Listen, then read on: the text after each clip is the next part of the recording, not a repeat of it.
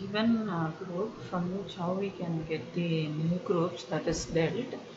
So first we have the definition of external direct product, and then we have internal direct product. So given a group from which you may have too many groups with different operations, and with the help of those groups how we are going to get the new group. So that is discussed in external direct product. And then in internal direct product we have we consider the normal subgroups in the given group, and using the normal subgroups how we are going to obtain the internal direct product. So another group which is defined in internal direct product, for which the motivation behind that is discussed in a preposition. So first we have the definition of external direct product of two groups. Suppose you have A and B, two groups, and then A cross B, it is known to us, it is the collection of all ordered pair AB, where the first component is from capital A and the second one is from capital B. And you define an operation, because set, operation and axiom, so that only gives us a structure. Set, operation and axiom, so that only gives the structure. So we have this to be the set and this to be operation. So how that operation is defined, you consider two elements A1 B1 and another element A2 B2. You define the product dot on A cross B in this way. It is defined component wise, A1 A2 B1 B2. The first component here, A1 dot A2 means the under the operation as you have in A, this one will be defined, and under the operation in B, the second one will be defined. Say for example, suppose you have A to be say Z4 and B to be say the group which consists of the cyclic group, which is 1 minus 1 I minus I.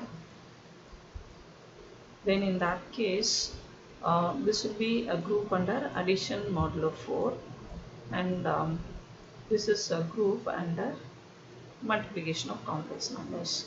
So when you define A cross B, actually when you define the operation dot on A cross B, it will be like this. You consider an element, say suppose I consider say class 2, for example we consider class 2 from this, and an element, we have to take an element from this. Suppose I consider I say, and another element say class 3 and say minus 1 from the second one. So how this one is defined, it is the addition modulo 4, that is for the first component, and this multiplication for the second one. So the resultant will be, it will be class 6 addition modulo 4, that gives me class 2. We'll have to subtract 4 from it, comma I minus 1, so minus I. So like this the product here is defined. So when we consider the identity element, it will be the identity element of this one. So in this case it will be class 0, and in this case 1 is the identity element. So if in general if E is the identity element of this and F is the identity element of this, then ordered pair EF will be identity element of the product A cross B. So these are the axioms that are checked: closure, associativity, because associativity holds in each one, it will be true for the set A cross B also.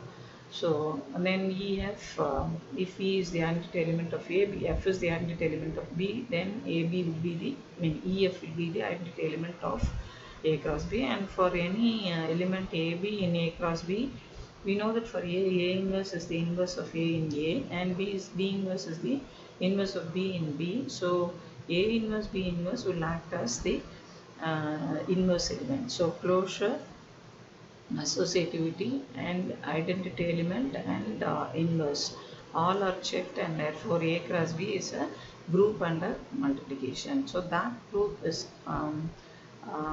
later will be very useful.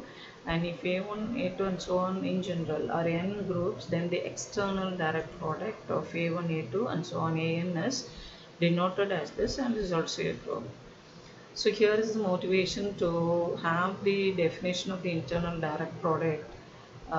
If A and B are two groups such that G is the direct product of A and B, we know that it's a group, and we define A bar to be all those elements, all those ordered pairs in which the second component is F and the first one is a member of capital A. And in the same way we define B bar as all those elements in which the first component is the identity element of capital A and second one is B from capital B.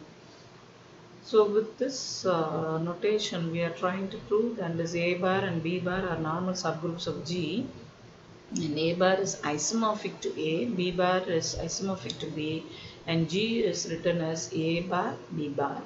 And any small g in capital G can be uniquely written as small g is equal to small a bar into small b bar. So these are the things that we need to establish. So it is the third one that is going to help us in defining the internal direct product.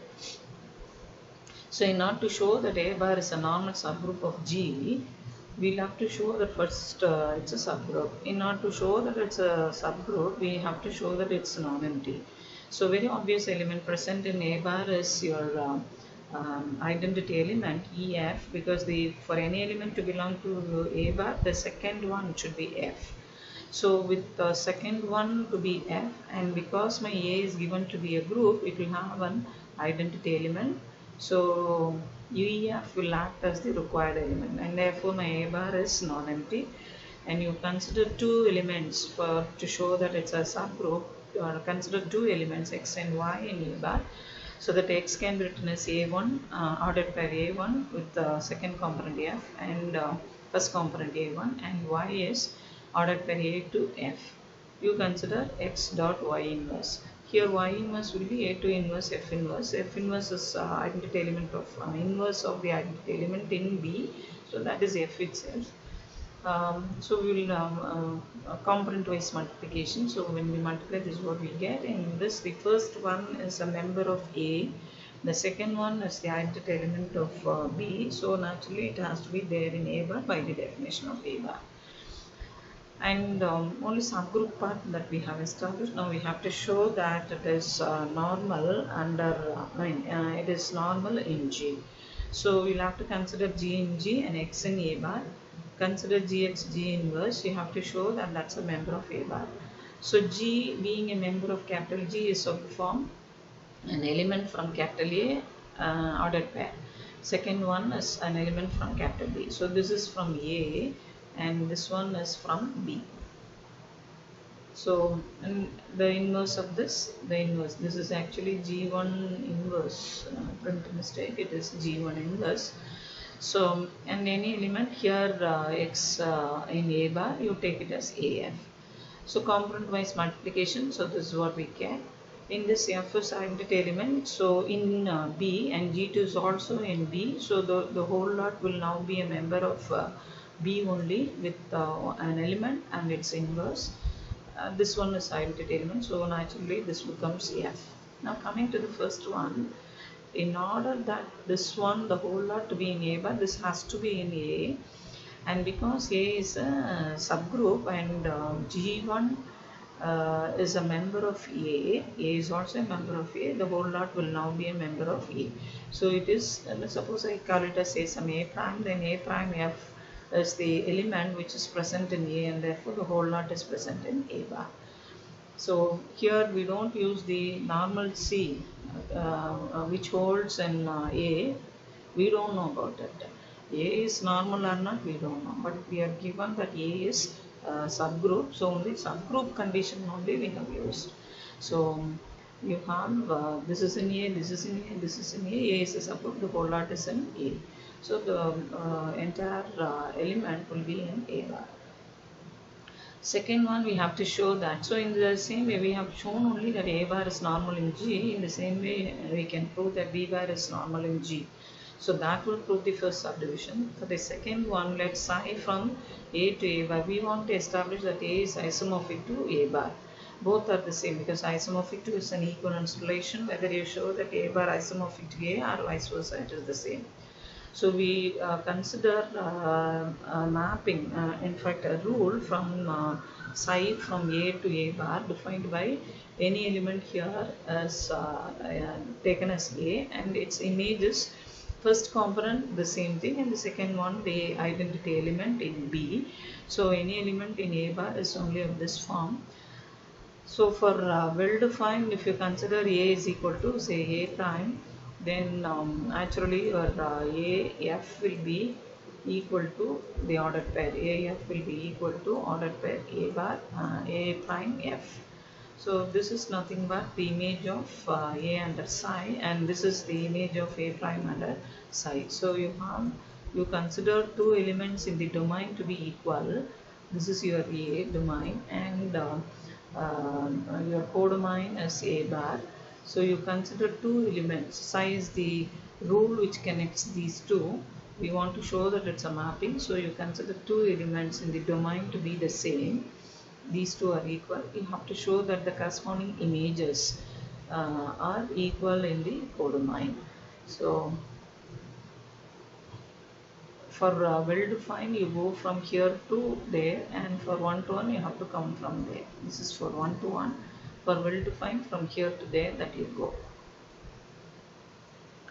So A is equal to A prime, and that gives this. So for one to one, if you go from here to there, we have to go. So you assume that psi of A is equal to psi of A prime, which means ordered pair AF is equal to ordered pair A prime F, and equating the like components, you have this. So you have this implying both well defined and one to one. So you can put implies and implied by symbol for psi to be one to one and well defined.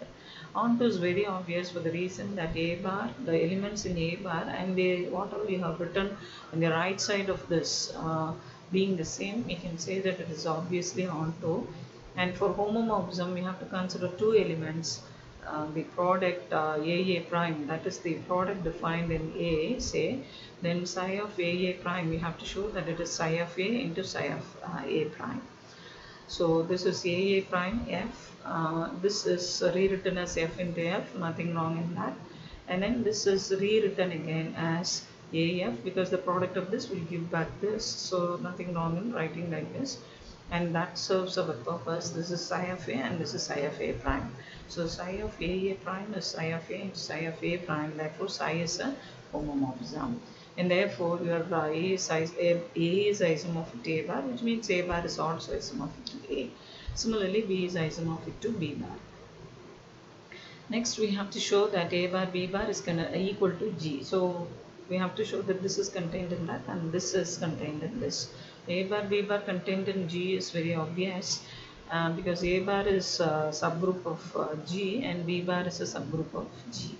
So that is easily established, and remember that A bar B bar is also a subgroup because A bar is normal, B bar is normal.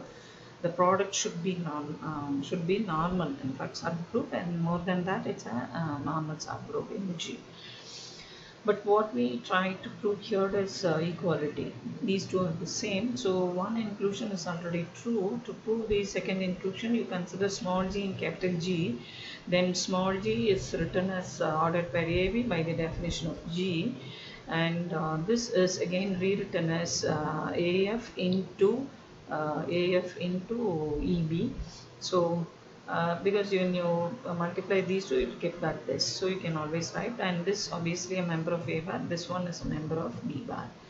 So you started with an element in G and you have got that to be a member of A bar B bar.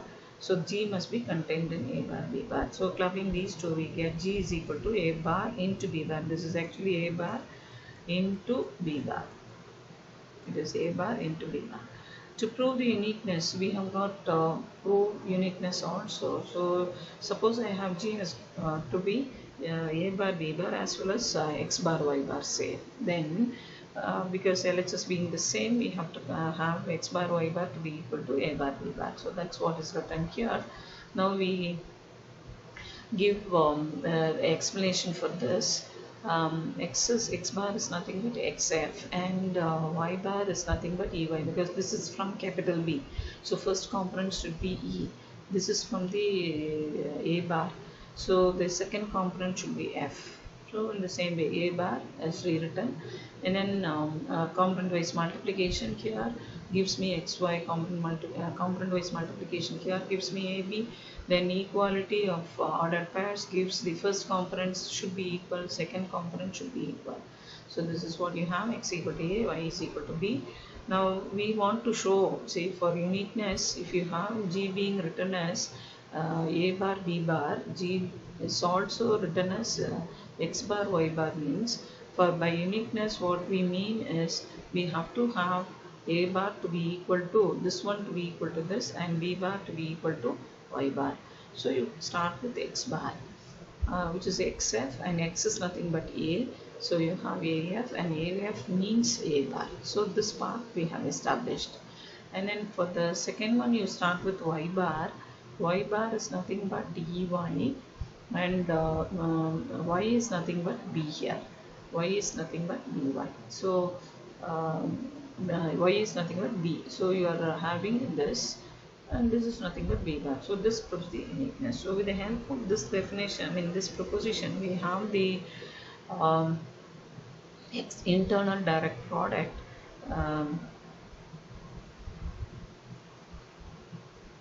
We have the internal direct product if if N1, N2 and so on, Nn are normal subgroups of a group G, then G is the internal direct product of N1 etc. Nn, provided first one is you have to write like this. G, three things you have to notice. One is these are all normal subgroups of G. Okay, and then second one, G should be written as the product of this. The product which is known to you already, HK, when we consider this product, how we have defined it is product HK. First one is from capital H. The second one is from capital K, small k is from capital K. That definition holds even here. And uniquely it should be written. You know that from the first one you can write it, but the second one stresses that the representation should be unique, in which the first one should be from this, second one should be from this, last one from the NN. So uniqueness, writtenness, and uniquely writtenness, and what are they? They are normal subgroups. These 3 points are to be noted. If G is the internal direct product of N1 etc. Nn, in this lemma that we are going to prove that when you consider the intersection of any two of them, okay, so it should contain only singleton E, and when you consider any element from Ni and any element from Nj, those two should commute with each other. So that is what we are going to prove in this lemma. So to prove that Ni intersection Nj is singleton E, you consider an arbitrary element x in Ni intersection Nj, then x belongs to, this is Ni, make this correction, this is Ni, and x belongs to G. Of course it is a member of G, and x belongs to Nj. So if this is written here, so again it need not be written here. So x belongs to Ni, x belongs to Nj, and of course x is there in G because the whole lot is taking place in capital G. Now x is written as, because x is a member of G, by this definition we can write x as, remember two things you need to remember. One is x is acting as a member of G, and x is also acting as the member of Ni. So wherever you have the Ni in the representation, here somewhere here you have say Ni means, in that position only you are supposed to write x. Then how about the rest of the places? They can be filled with the identity element belonging to N1, N2 and so on. And in the same way here x again belongs to G, and in this case x is treated as a member of Nj. So here somewhere you have say Nj, between your 1 and n, in that position you have to write your x. So in the jth position you are writing x in this case, in the ith position you are writing x in the first case. Now because of the uniqueness, this one must be equal to this one must be equal to this, and so on. This one must be equal to this, and here this one should be equal to this. So you have to have your x to be equal to ei, and y should be x should be equal to ei equal to ej, and you don't have too many, even this correction you make, you don't have too many identity elements in a group G. Identity element in G is taken as E only. This is for the sake of understanding we have written. Otherwise all the EIs or EJs, EIs, everything is just E. So you have x to be equal to E, and that was an arbitrary element considered in the intersection, and therefore your Ni intersection Nj should only be E. Now for this one, AB equal to BA, we considered, we want to show that two elements are equal, equality of elements here. So to show that x equal to y in a group, you have to show that x dot y inverse is E. So that is the procedure. We want to show two elements are equal means we have to show like this. So here we want to show that AB equal to BA. So for which we consider AB into BA the whole inverse. When you expand this out, you get only AB into A inverse B inverse. But we are going to interpret this in two ways. One is the same thing. It is regarded as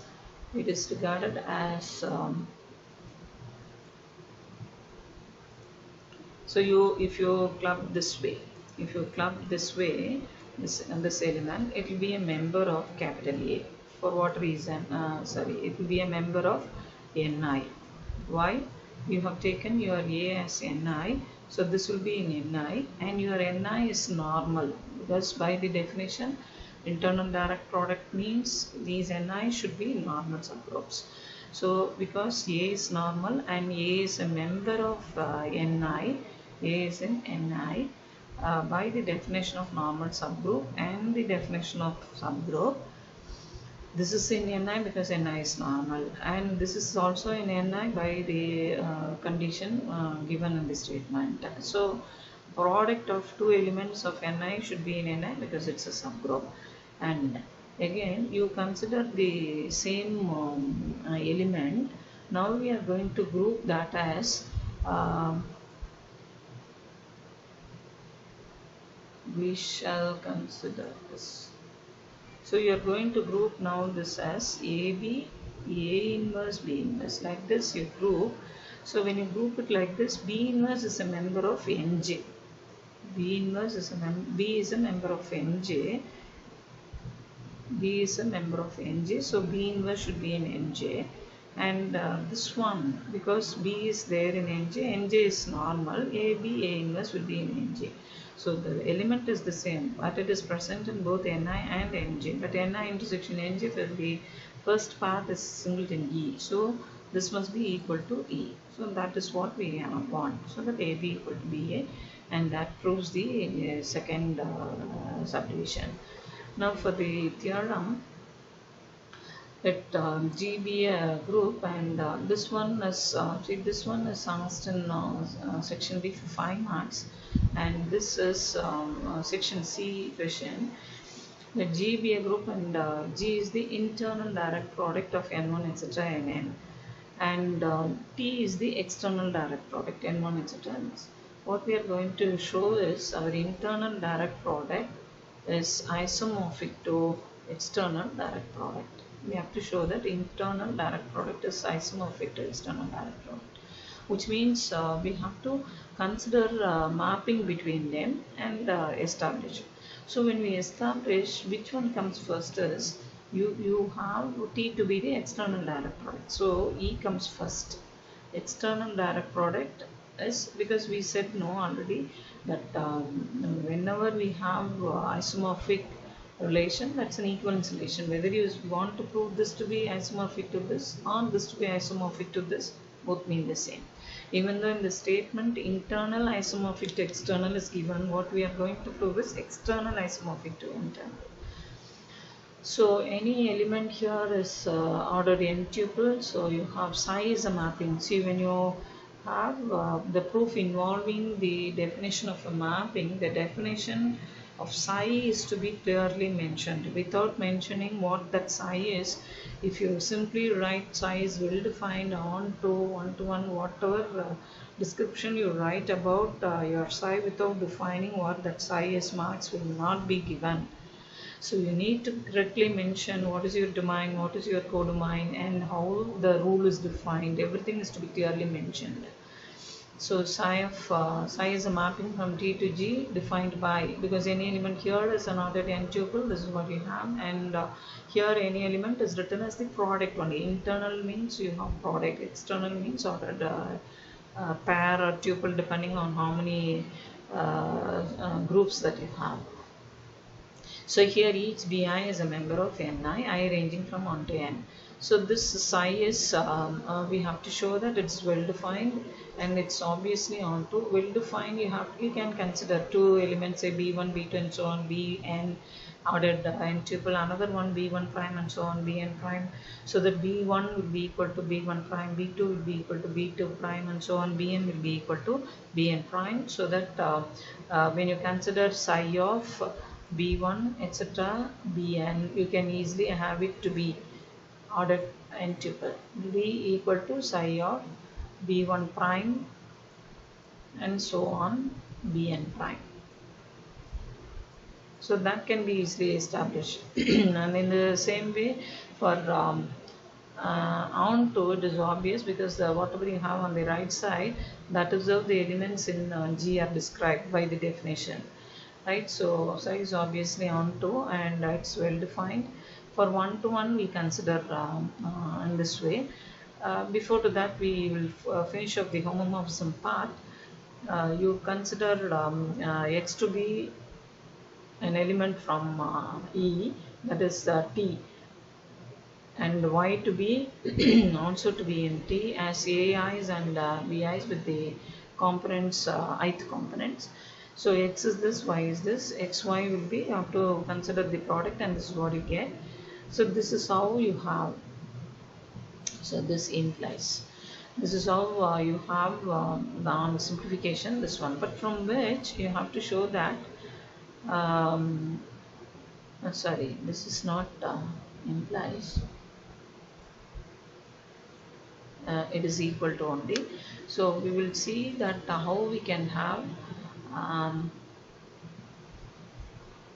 this, see, simply you have this, but from this you have got AI is one side, BI is on another side. So how is it possible? Just take as an example, you consider only 2, say. With the 2, if you can understand, then you can understand for the general case. So you have this, say. Right, now we proved that whenever G is the internal direct product in the previous lemma, that the elements in N1 and N2, they must commute with each other. So that we can have this to be A1, A2, and this one will come here, B1, B2. So it is commuting actually. A, B means it will be actually BA equal to, right? It is not this is being written as some other element. No, it is exactly A and B commuting. That is all. So you have this. So extending this concept for n number of elements, you can easily prove that AIs come one side, BIs come go to the by the side of that. Then for here comes the one-to-one part.